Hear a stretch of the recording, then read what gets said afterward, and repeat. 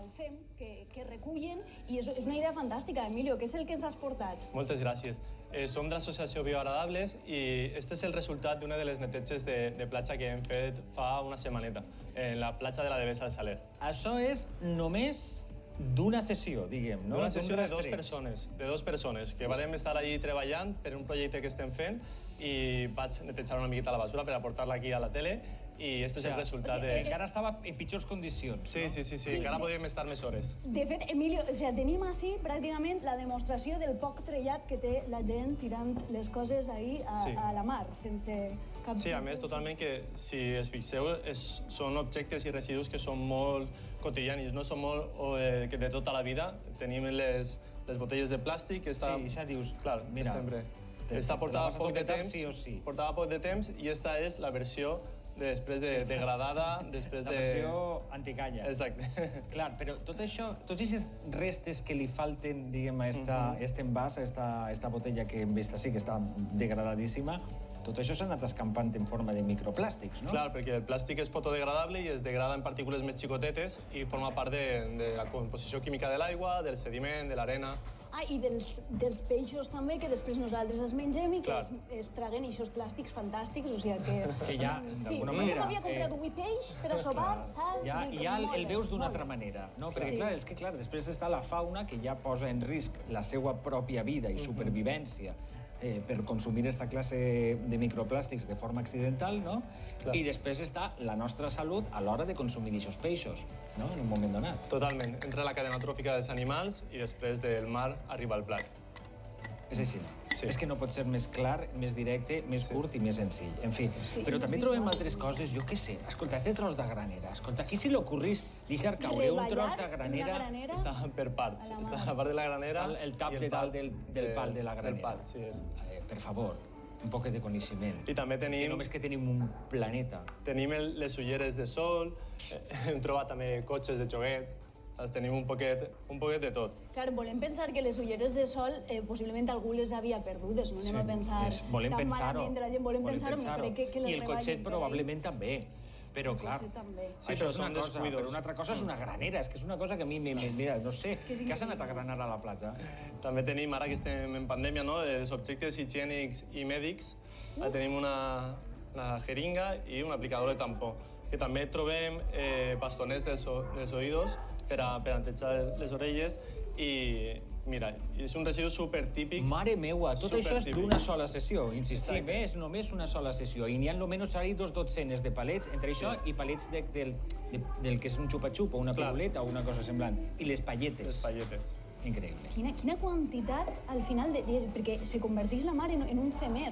Jo tinc una altra curiositat, i és un altre residu que no he vist per ací, però que probablement vos trobareu amb certa freqüència.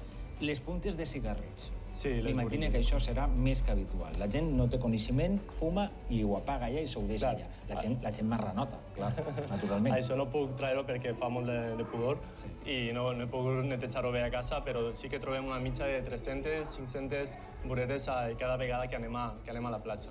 És una barbaritat, és una falta de responsabilitat, igual que els bastonets, que lo tirem al vàter i pensem que ahir desapareixen i és una font màgica, un forat màgic, i passa totes les depuradores, arriba a la mar i la mar es torna a la platja. I després un altre element quotidià que es trobareu ara un fum serà el tema de les mascaretes. Sí, ara trobem més perquè abans no eren tan famoses com ara en estat de pandèmia, però sí que encontrem 3-4 mascaretes per la platja i tenim altres companyes, altres associacions que fan neteges submarines i ahir sí que trobem un muntó. Clar, que ja és el que ens falta, sí, per al repertori de FEM que tenim a la taula. I clar, tota aquesta activitat que feu, òbviament m'imagine que en aquest temps de pandèmia i amb les restriccions en marxa hi hauria un moment en què pararíeu de fer-ho o ho faríeu d'una altra manera, no?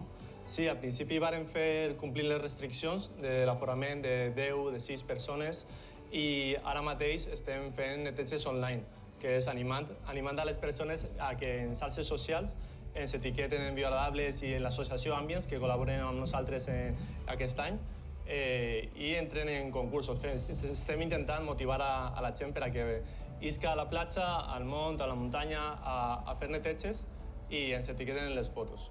Clar, Emilio, en aquest cas feu també un missatge que teniu molt positiu i el vostre propi nom és molt suggerent, no? Això via agradable, que tinguem...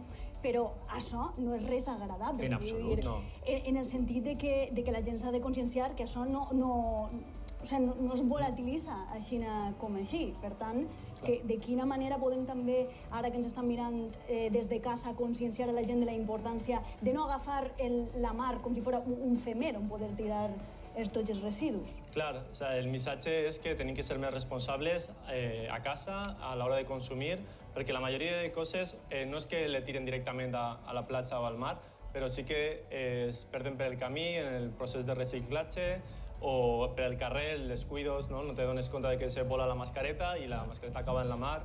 Les botelles de vidre, vas a fer el pícnic, això vas a fer el botelló a la platja i se t'oblida la botella. N'hi ha moltes coses que tenim que mirar-nos i reflexionar per dins a nivell individual per així demanar a la societat que I tots viuríem en un planeta millor, Emilio, i vosaltres no tindríeu tanta feina, que això també estaria bé. Això no sé si és bueno o malo. Bioagradable és una grandíssima tasca molt important que des d'ací continuarem donant difusió. Emilio, moltíssimes gràcies per haver-nos acompanyat esta vesprada. Però abans de que se'n vagi Emilio, de seguida tenim ocasió, volem parlar de precisament aquesta activitat, aquesta tasca importantíssima que fa Bioagradables. Concretament hem acompanyat una d'aquestes expedicions, entre cometes, per la platja de la Patacona, si no vaig errat.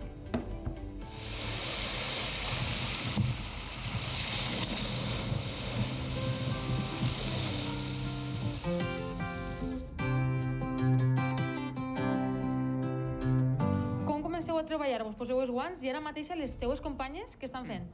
Les meves companyes tenen una tablilla, un full on apunten tot el que anem arreplegant. N'hi ha un full que és el que tenen elles, que és d'una organització que es diu Ocean Conservancy, que és a nivell internacional i el que fa són informes de tot el que s'arreplega en diferents platges a nivell almenys europeu i fa informes per a que després a nivell polític se facin canvis i se faci un poc de pressió per a intentar solventar el problema mediambiental que tenim a nivell de platges. Margit, ¿qué estás recogiendo? Pues estoy recogiendo colillas que son objetos que encontramos muy a menudo en las playas y son objetos muy nocivos porque aparte de tardar mucho en degradarse, tienen nicotina y otras sustancias químicas que son tóxicas para los animales marinos y de hecho para cualquier animal. Pueden envenenar. ¿Y cuáles son los otros productos que soléis encontrar cuando hacéis esta labor? Normalmente solemos encontrar también tapones de botellas, por ejemplo, y mucho los bastoncillos de los oídos. Y eso también es un objeto que supongo que casi todos ya han visto fotografías de tortugas que tenían un bastoncillo en la nariz. El hecho es que muchas veces los tiramos, por ejemplo, al váter. Eso puede pasar a 500 kilómetros de la playa, pero con las aguas residuales se va a la depuradora.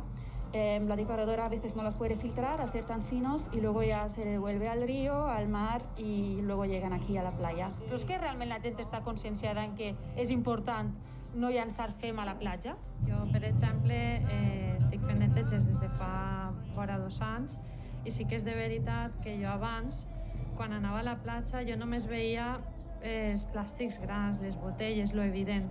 Però des de que vas a fer una neteja, l'acció educativa és que la teua mirada canvia. I sí que és de veres que les platges segueixen estant brutes perquè és que n'hi ha molta basura. No som... I no tota la basura és perquè la gent la tira, sinó n'hi ha basura que ve de les depuradores, n'hi ha basura que s'envola de les papeleres que no tenen tapa. Però definitivament sí que n'hi ha molta més consciència i jo crec i espero que cada vegada més.